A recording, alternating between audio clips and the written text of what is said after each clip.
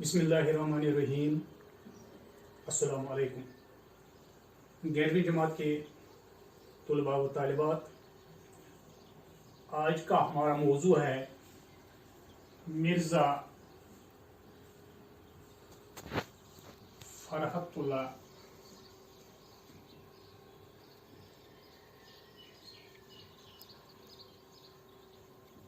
Bag Mirza Farhatullah bag के हालात ज़िंदगी।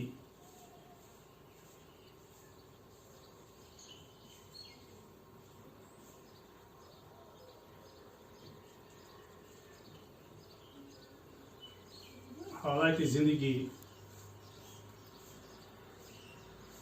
और अदबी खिदमात।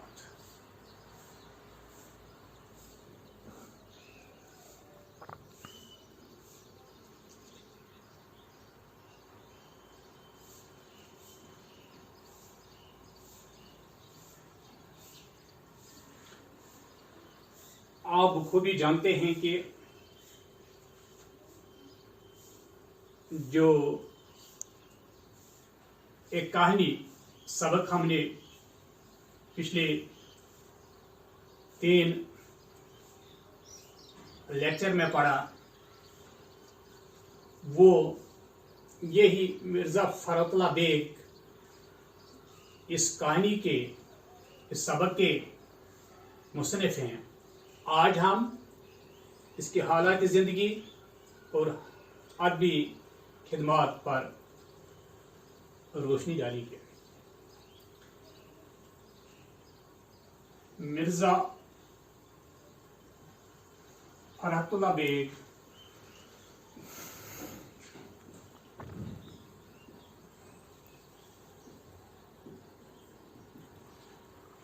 मिर्ज़ा फरहतुल्लाह बेग 1883 ईस्वी में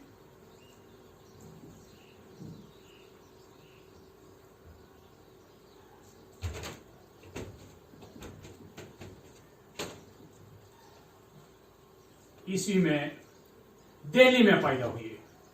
दिल्ली में पैदा हुई है। उनकी तालीम व तरबियत दिल्ली में हुई। उन्होंने मशरिकी उलूम के अलावा अंग्रेजी तालीम भी हासिल की। तालीम से फरागत हासिल करके हैदराबाद चले गए, जहां वो निज़ाम के यहाँ असिस्टेंट होम सेक्रेटरी के ओहदे पर फाइज रहे। हैदराबाद में अदबी सोहबतों में रहकर उन्होंने अपने ज़ौक़ को पूरा किया। वो एक अच्छा मज़ा निगार की हैसियत से जाने जाते हैं। उनका पहला मजमून असमत बेग के फर्जी नाम से शाया हुआ है। उसका उन्वान हम और हमारा इम्तिहान था। उन्होंने हर मजमून तारीख, ताकीद, सवानिया वगैरह पर लिखा, मगर मज़ाहिया रंग गालिब रहा। उनके मज़ामीन के मजमे मज़ामीन फरहत के नाम से छप चुके हैं। इसके अलावा मेरी दास्तान, दिल्ली का यादगार मुशायरा, नज़ीर अहमद की कहानी, फूल वालों की सैर, नई और पुरानी तहजीब की टक्कर उर्दू में यादगार है।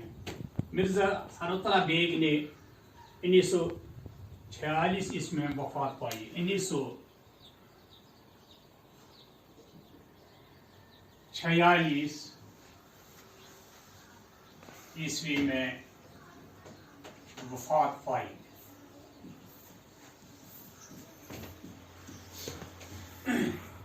अदबी खिदमत। मिर्ज़ा फरहतुल्लाह बेग के यहाँ दिल्ली की टकसाली ज़बान मिलती है। इन्हें ज़बान पर बड़ी कुदरत हासिल है। उनके अंदाज़ बयान में दिल्ली के माहौरों की चाशनी पाई जाती है। आमतौर पर मिर्ज़ा फरहतुल्लाह बेग को मज़ा निगार तस्वर किया जाता है। हालांकि उन्होंने انشا پردازی میں بھی کمال حاصل کیا ہے۔ انہوں نے اپنے عہدے کے 2 بزرگوں کی قلمی تصویریں بڑی خوبصورتی کے ساتھ پیش کی ہیں۔ نذیر احمد کی کہانی کچھ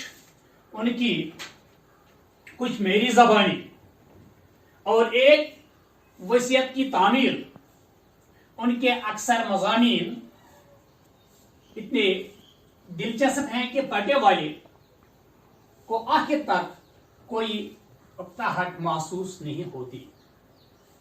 مرزا فرات اللہ بیگ کے چند اور بھی مضامین ایسے ہیں کہ ان کو بآسانی شخصیت نگاری کے تحت شمار کیا جا سکتا ہے۔